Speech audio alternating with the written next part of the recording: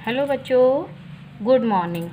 आज हम उपसर्ग के बारे में चर्चा करेंगे कि उपसर्ग क्या होता है। उपसर्ग ऐसा वर्ण है जो किसी अन्य शब्द में आगे जुड़कर उसके अर्थ को परिवर्तित करता है या नया शब्द बनाता है। तो देखते हैं बच्चों, जब कोई वर्ण या वर्ण समूह शब्द के प्रारंभ में जुड़कर उसके अर्थ में नवीनता, परिवर्तन या विशेषता ला दे, उसे उपसर्ग कहते हैं। जैसे अपमान में अप उपसर्ग है। मान उसका शब्द है लेकिन उसमें जुड़ा हुआ है क्या बच्चों? उपसर्ग में अप। तो अप क्या है? उपसर्ग है। इस तरह जब वो बना अपमान तो एक नया शब्द तैयार हुआ। उपसर्ग का अपना कोई अर्थ नहीं होता और न ही स्वतंत्र अस्तित्व। उपसर्ग को इसी कारण योजक चिन्ह लगाकर लिखना चाहिए। योजक चिन्ह यानी बच्चों, जब हम किसी वर्ण के साथ कोई योजक चिन्ह लगाते हैं तो उसका मतलब होता है कि अभी इसमें कुछ जोड़ना बाकी है। यानी कुछ जोड़ने के लिए आगे योजक चिन्ह लगाते हैं ताकि जब ये किसी के साथ जुड़े तो उसका अपना कोई अर्थ निकले।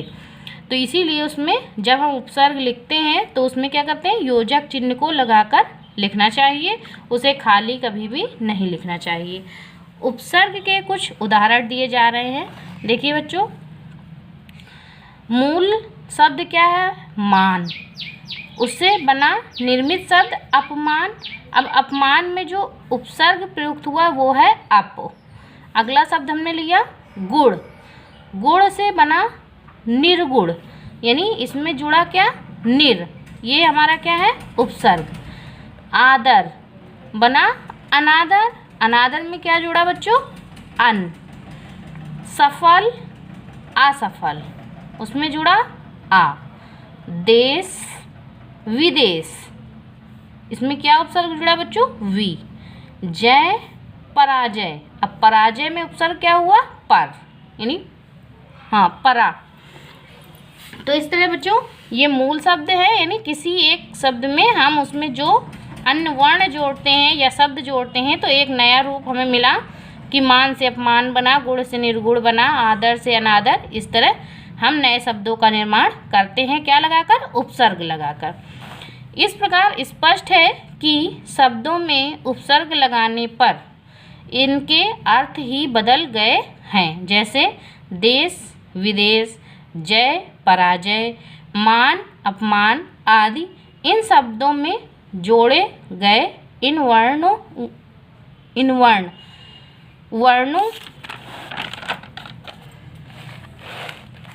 जैसे अप, नी, आ, वी, परा आदि का स्वतंत्र रूप से भाषा में प्रयोग नहीं कर सकते।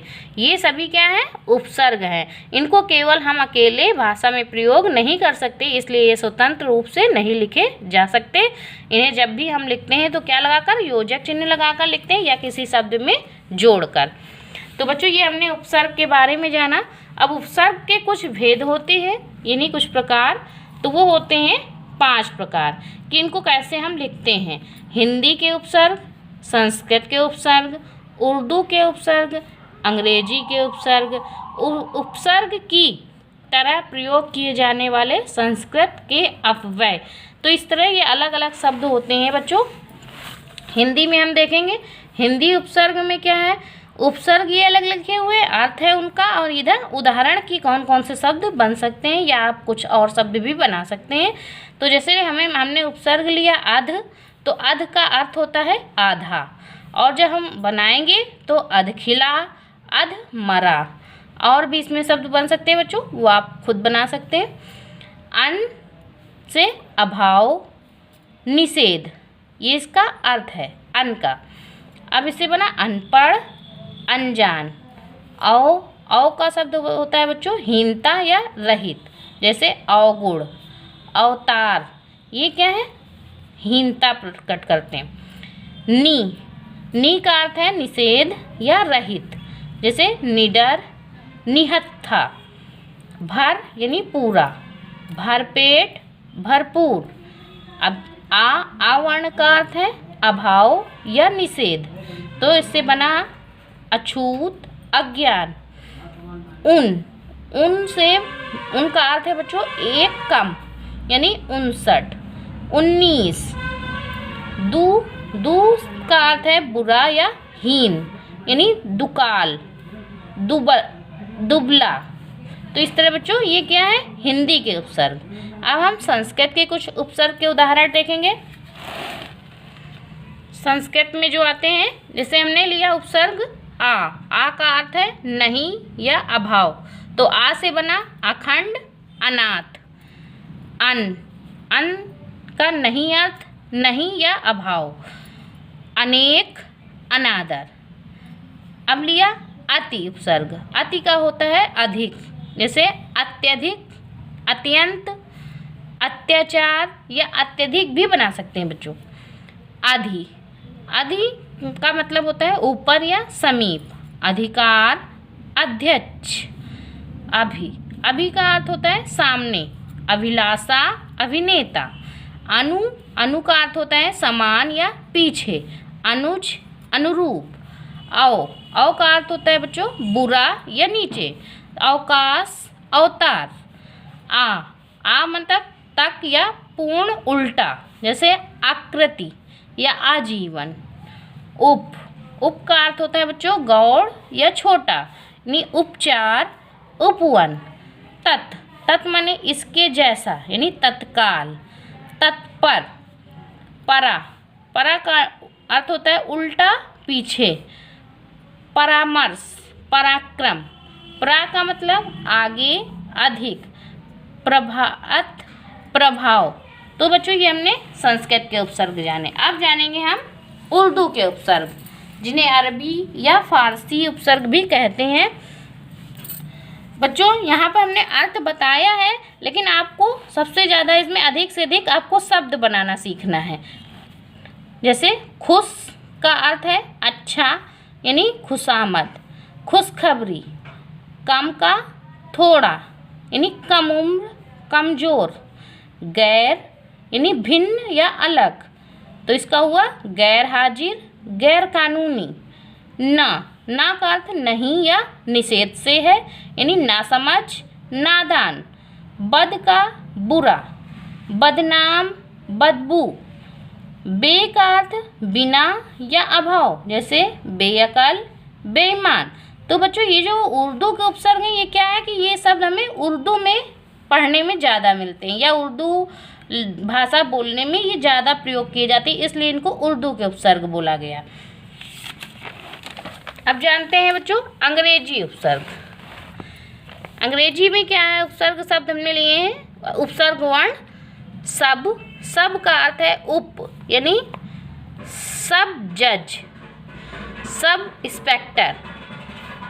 डिप्टी का अर्थ उप, यानी डिप्टी कलेक्टर, डिप्टी कमिश्नर, यानी ऊपर, यानी ऊंची पदवी वाले। हेड का अर्थ है मुख्य, जैसे हेडमास्टर, हेड क्लर्क या हेड कांस्टेबल, ऐसे बोलते हैं। हाफ का अर्थ है आधा, half pant, half shirt. Chief मुख्य, प्रमुख, चीफ मिनिस्टर, चीफ जज। तो ये क्या है बच्चों, ये अंग्रेजी उपसर्ग। अब जानते हैं हम कुछ उपसर्ग ऐसे हैं जो अव्यय होते हैं, जिनका अलग हमें अर्थ समझ में नहीं आता। जैसे अधा यानी नीचे, अधा पतन या अधोगति। कु का अर्थ बुरा, कुमार्ग, कुपुत्र। चिर बहुत देर, चिरकाल, चिरायु। पुनः यानी फिर, तो पुनर्जन्म, पुनर्विचार। बहि यानी बाहर, जैसे बहिर्मुख, बहिगमन या बहिष्कार। पुरा का पुराना या पहला, तो पुराकाल, पुरातत्व, पुरातन इत्यादि शब्द बच्चों से बन सकते हैं। तो ये है अव्यय शब्द। तो इस तरह बच्चों इनको आपको अलग अलग याद करना है और इसको अपनी कॉपी में लिखना है। अब इससे कुछ अभ्यास प्रश्न देखते हैं बच्चों। निम्नलिखित प्रश्नों के उत्तर लिखने हैं आपको। संस्कृत भाषा के 5 उपसर्ग अर्थ सहित लिखने हैं। उपसर्ग किसे कहते हैं, उदाहरण सहित स्पष्ट करना है। उपसर्ग के भेदों को बताइए एवं लिखिए। नीचे दिए गए शब्दों में मूल शब्द तथा उपसर्ग अलग कीजिए। जैसे उपमंत्री, प्रबल, संयोग, विज्ञान, अधिकारी, अनुपम, बदतमीज, निसंदेह, प्रयुक्त प्रकार। अगला प्रश्न बच्चों, दिए गए उपसर्गों द्वारा शब्द बनाइए। जैसे औ, उत, निर, परि, सु, कु। इनसे आपको नए शब्द बच्चों बनाने हैं। ये जरूरी नहीं कि जो मैंने बताए आप वही शब्द लिखें, आप अपने मन से भी शब्द बना सकते हैं। अगला प्रश्न, निम्नलिखित शब्दों में उपसर्ग लगाकर शब्द बनाइए। नेता, बल, फल, इलाज, ज्ञान, जय। इनको बच्चों आपको अपने मन से उपसर्ग लगाकर नए शब्द बनाने हैं। तो बच्चों ये आपके हो गए अभ्यास प्रश्न। Okay, bye bye.